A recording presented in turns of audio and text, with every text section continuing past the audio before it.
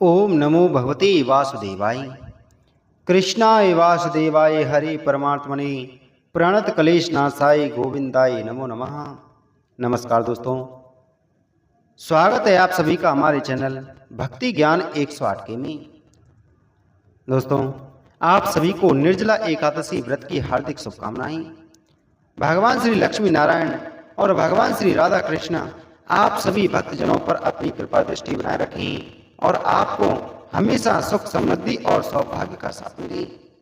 प्रिय भक्तगणों, आज मैं आपको ज्येष्ठ माह के शुक्ल पक्ष की एकादशी निर्जला एकादशी व्रत की कथा और महत्व सुना रहा हूं।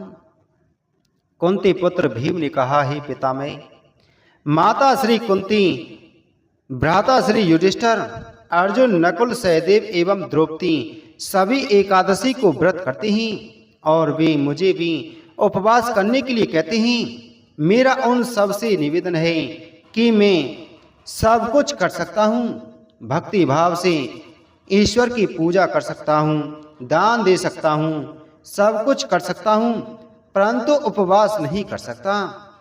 यह सुनकर वेद व्यास जी बोले, हे पुत्र भीम, नरक और स्वर्ग का भेद जानते हुए तुम्हें प्रत्येक माह की दोनों एकादशियों का उपवास अवश्य करना चाहिए। यह कहकर भीम बोले, हे पितामह, मैं पहले ही कह चुका हूं कि मेरे पेट में अग्नि का वास है, इससे इसके लिए मेरे पेट में निरंतर भोजन रहना जरूरी है।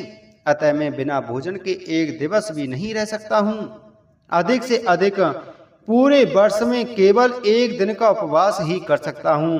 मेरा आपसे अनुरोध है कि मुझे ऐसा उपवास बतलाइए जो मैं कर सकूं और स्वर्ग लोक पा सकूं। व्यास जी ने कहा, हे वायुपुत्र, महर्षियों और विद्वान लोगों ने अनेक शास्त्रों की रचना की है। यदि कलयुग में मनुष्य उन पर आचरण करते हों तो अवश्य ही मुक्ति को प्राप्त होता है।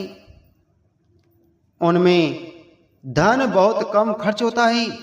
उन शास्त्रों प्राणों के सार के अनुसार प्रत्येक प्राणी को माह की दोनों एकादशियों का उपवास अवश्य ही करना चाहिए, तब ही वह स्वर्ग जाने का अधिकारी बनता है।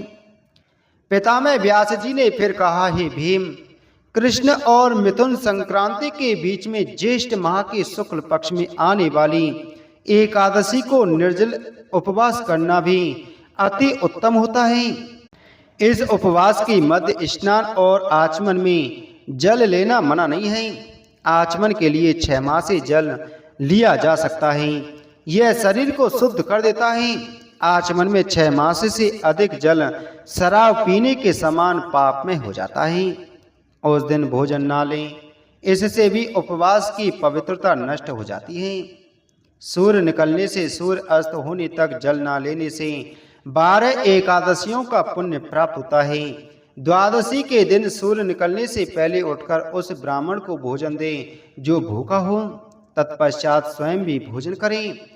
वेद व्यास जी ने कहा, हे भीम, मधुसूदन ने मुझे कहा था कि इस अकेली एकादशी का महत्व सब तीर्थों और दान के फल के बराबर होता है।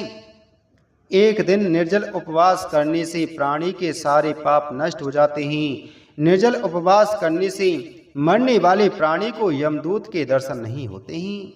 अब तो स्वयं विष्णु भगवान के दूत उसे अपने साथ विमान में बैठाकर भगवान विष्णु धाम को ले जाते हैं। अतः निर्जला एकादशी का यह व्रत संसार में सबसे श्रेष्ठ होता है। अतः निष्ठा पूर्वक एकादशी का यह निर्जल व्रत करना चाहिए। इस दिन ओम नमो भगवते वासुदेवाय मंत्र का उच्चारण करें, तत्पश्चात गोदान करें। अब यह एकादशी भीमसेनी एकादशी या पांडव एकादशी नाम से भी जानी जाती है। निर्जल उपवास करने से पहले प्रभु का पूजन कर उनसे निवेदन करें कि हे प्रभु, आज तो मैं निर्जल व्रत करूंगा, परंतु भोजन मैं कल ही लूंगा। मैं इस उपवास को भाव से करूंगा ताकि मेरे सारे पाप जल जाएं। इसी दिन बड़े कपड़े से ढककर स्वर्ण सहित दान करें। इस उपवास के उपरांत स्नान, ध्यान व तप करने से करोड़ फल स्वर्ण दान करने के तुल्य फल मिलता है। इस दिन यज्ञ होम करने से मिलने वाला फल अवर्णीय है। निर्जला एकादशी व्रत से परम धाम विष्णु लोक मिलता है। इस दिन भोजन लेने वाले मनुष्य चांडाल समझे जाते हैं और नरकगामी होते हैं। मदपान करने वाले, चोर, गुरु से द्वेष भाव रखने वाले, ब्रह्म हत्या करने वाले, झूठ बोलने वाले भी इस निर्जला एकादशी के पुण्य प्रभाव से दोष मुक्त हो अंत काल में स्वर्गगामी बनते हैं।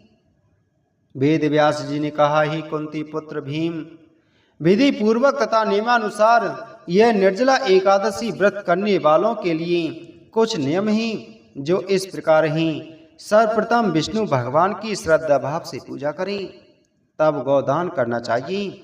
ब्राह्मणों को दान दक्षिणा मिष्ठान आदि दें। इस उपवास वाले रोज छत्र, वस्त्र, अन्न तथा उपाहन दान में दें। अतः इस कथा का श्रद्धा भाव और प्रेम से श्रवण व पठन करने वालों को स्वर्ग की प्राप्ति हो जाती है। बोलो श्री कृष्णचंद्र भगवान की जय। बोलो एकादशी महात्म की जय।